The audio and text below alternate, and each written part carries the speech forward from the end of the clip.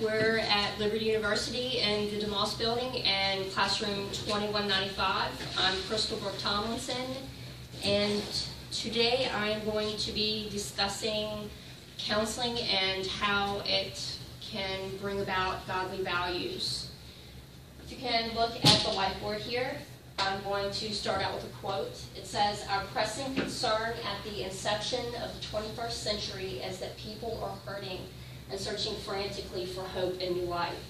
If there's ever a time for godly leadership, servanthood, and biblical counsel, it is now." We are here for a specific purpose. Some individuals were given the gift of being able to minister, to be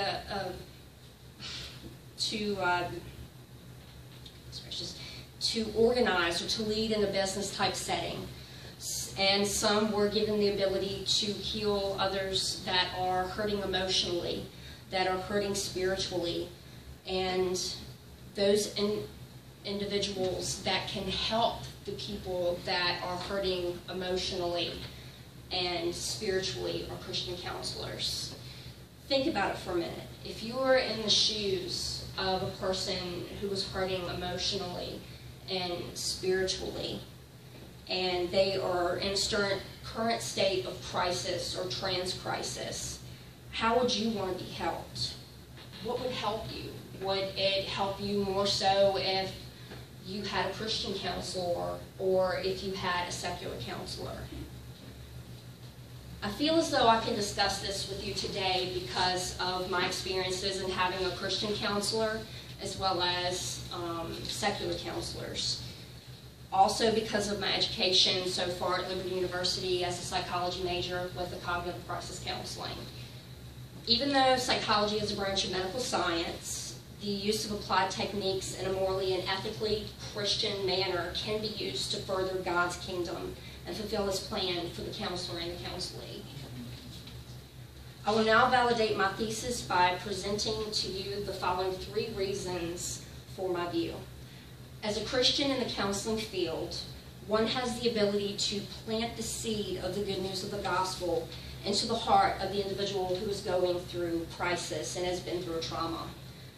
In addition, God values love above all else, and as Christian counselors, it is our job to portray the love of God in a way that will both glorify Him as well as genuinely help our neighbors.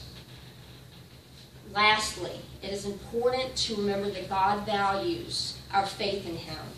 Christian counselors need to exemplify that one of the best coping mechanisms is to lean on God,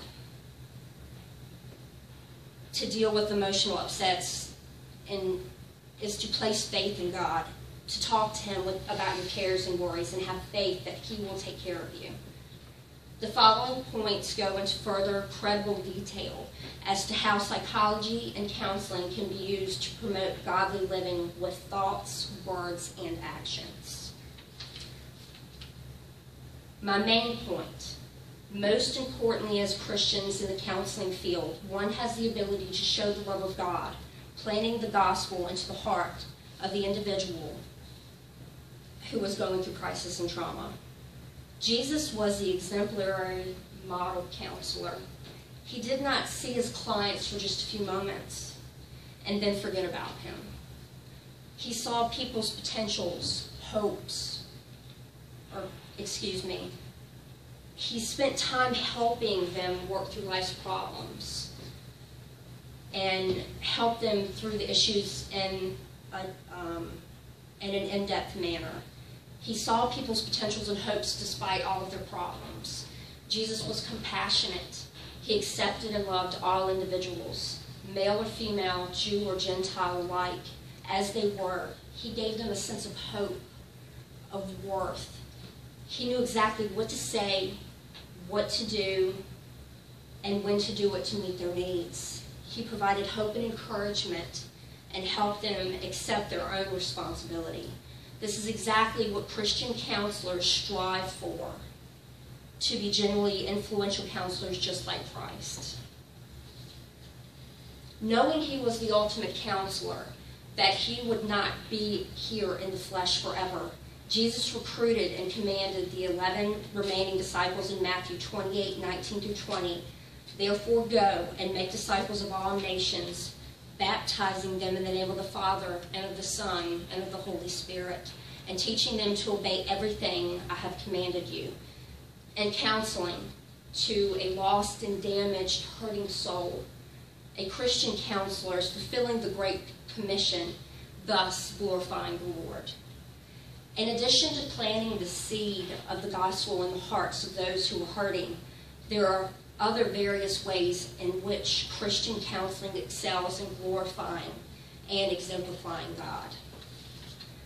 God values love above all else. And as Christian counselors, it is our job to portray the love of God in a way that will both glorify Him as well as genuinely help our clients. And valuing human life, peace, as well as love for God, ourselves, and others, Christian counselors must show this love through action and in truth, not just with words. As John said in 1 John 3:18, a counselee can tell if you are genuinely empathetic to their situation. So in order to firmly plant a seed of truth in their hearts, it is vital for the counselor to love God and to know. It is vital for the counselor to love God and himself or herself, because in order to truly love our neighbors, we must first know what real love is. The major way one can show this kind of love is counseling, and counseling is by actively listening and trying to fit in the counselee's shoes.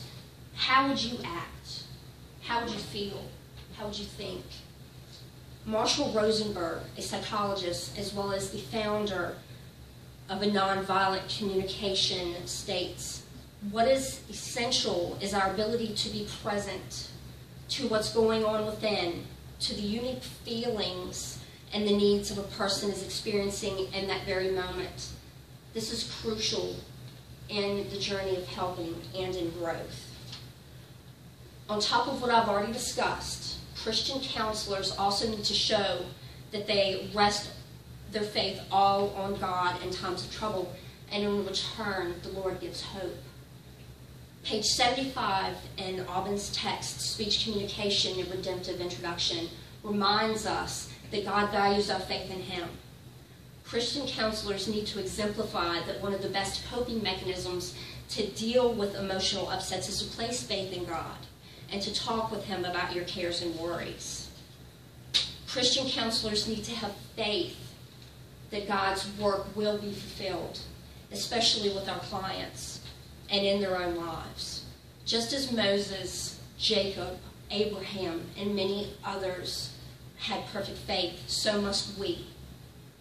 As it is good for our spiritual and emotional health, as well as being a good example to clients who have little to no hope in their circumstances. Jesus, the wonderful counselor, whispered in the ear of a grieving parent in Mark 5:36 to not be afraid, but to believe. This all deals with positive cognition. If you want to be positive and to see positive outcomes happen, you must breed positivity. Faith is the breath of positivity. The devil wants us to dwell on the negative and to fear, because it brings forth more negativity. Though in order to have faith like the mustard seed, Christian counselors and counselees alike must practice positivity. This pleases the Lord. Faith, hope, and love. These three things remain, yet the greatest of these is love. And Christian counseling, or counseling in general, showing and spreading love, thus creating a strong counselor bond, which is conducive to a successful counseling relationship, is the start of the positive changes in emotional, spiritual, and intellectual growth within the counseling realm. Love cultivates faith and trust. Faith and trust in self, counselor, and most importantly, God. It also cultivates hope, hope that negative feelings will eventually subside, that the crisis will not last forever, and that the future will be bright, that God will provide. Most importantly, genuine Christian love and empathy within a counseling realm generates more love. It is a cycle and a career that glorifies God. I leave you with a quote from Dr. Tim Clinton, the co-founder of the American Association of Christian Counselors. May you let it marinate and envelop your interests, or even make you discover God's true calling of your life's purpose. To follow the Lamb is to enter into the fellowship of his sufferings. It means that, like him, we will get down in the filth of life in this world. The more we are willing to follow him into the dual mysteries of antiquity and suffering, the more of his beauty we will see. The threads of sacrifice that we discovered at the entrance of God into time will lead us directly to the throne of God, where we will see his glory, not just in the heavens or in the flesh this time, but in its fullness. Thank you for your time, and God bless.